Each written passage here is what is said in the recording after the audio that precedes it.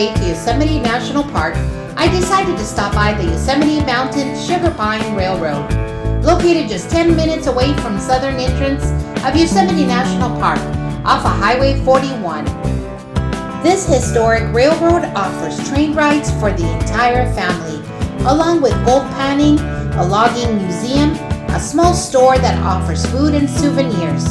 If you have a passion for local history, then come down and check it out. It's open from April through October and ride into history in a powerful locomotive which once hauled massive logs trains through the Sierra Mountains, where lumberjacks cut down and transported logs and timber to the distant valley below.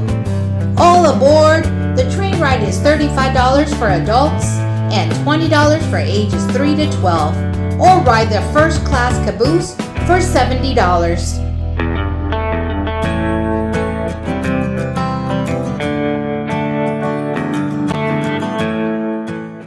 My actual ticket cost me $32 with AAA discount.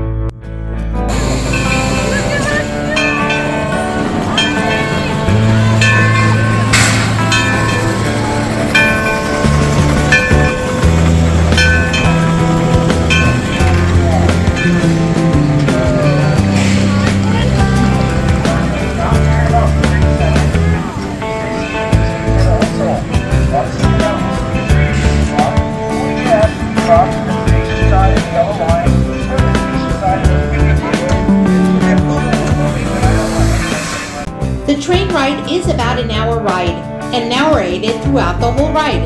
If you are traveling with your pet, they are pet friendly here. As long as they are on a leash, they're welcome to board the train.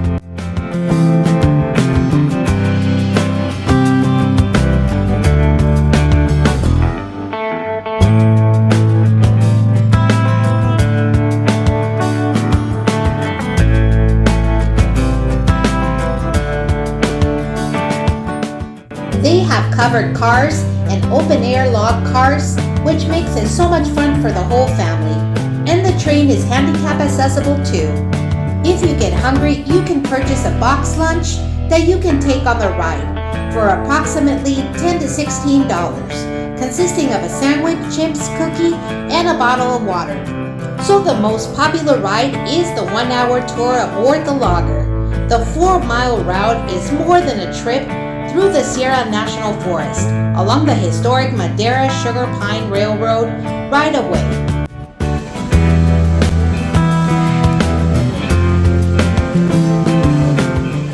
The conductor will tell you stories of the railroad line, also the trees in the area, and the wildlife you'll see along the way.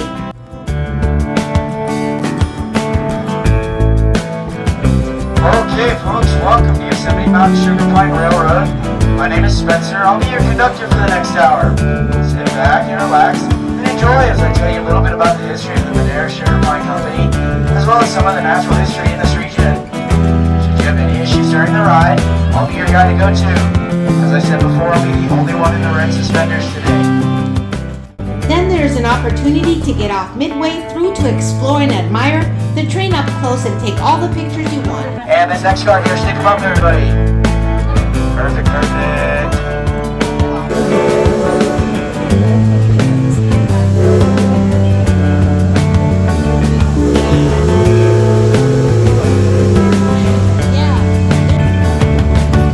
Folks, we do have to stay seated during the entire duration of the ride. They also have other special packages that you can choose from. One of the other packages is called Moonlight Special, and that one is $79.50. Which offers New York steak or barbecue chicken dinner at a station with live music and train ride. One of the other packages that they offer, and that's on selective Sundays, is called the Yosemite Jazz Train for $110. It's a 3-hour duration which starts at 3 p.m. A steam excursion, live music performance by favorite artists in the Sierra National Forest area.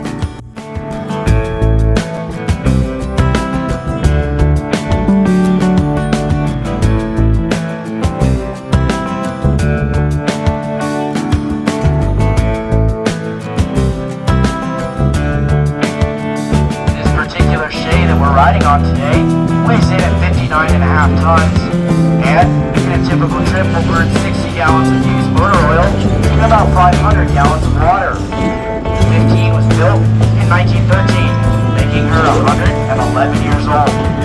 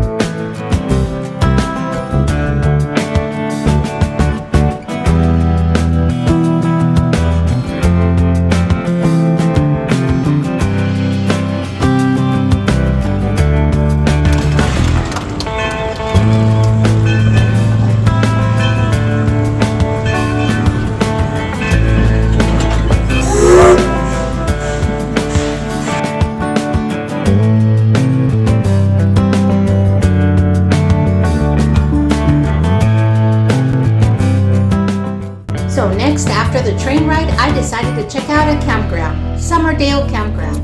Summerdale Campground is located just 1.5 miles from Yosemite National Park. It's located just south entrance of Yosemite. The entrance to this campground is off Route 41, south if you're coming north from Fresno. This will be the easiest and fastest way to get to Summerdale Campground. The campground is located in the Sierra National Forest, so you'll need to make reservations if you want to visit Yosemite National Park. The entrance fee to Yosemite is $35 per vehicle. This campground has about 30 sites located within a loop. All the sites have no hookups here. There are several water spigots around the campground, so you'll be able to have water access for cooking and drinking. It is recommended for you to boil the water before using for drinking or for cooking. There's no dump station here, but there is a dump station at Camp Wawona inside Yosemite National Park.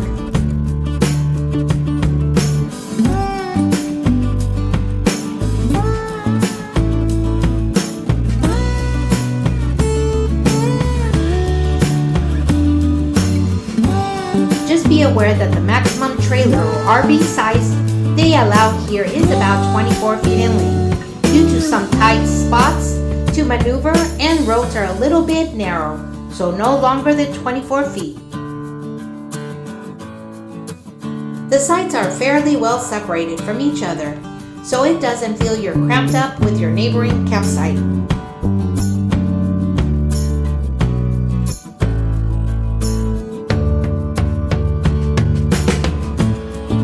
There's also a creek there, a creek called Big Creek, which runs by the campground at several sites along the creek, great for those summer months to cool off. Each site has a paved parking spot with a picnic table and a campfire ring. The campground is surrounded by beautiful cottonwood and cedar trees, so there's plenty of shade for those summer days. Fees to camp here is $34 per night and $10 more for any additional vehicles. This campground is open from June through September. There's also bowl toilets here that are available around the campground, but no showers. Looking to do some fishing? Then try your luck fishing for rainbow trout. I love this campground. It was very quiet and not overcrowded like the ones inside Yosemite National Park. And having a creek running through it, multiple directions, makes it much more desirable. So typically on the weekdays, you should have no problems getting in without reservations. But on the weekends, most likely you'll need a reservation.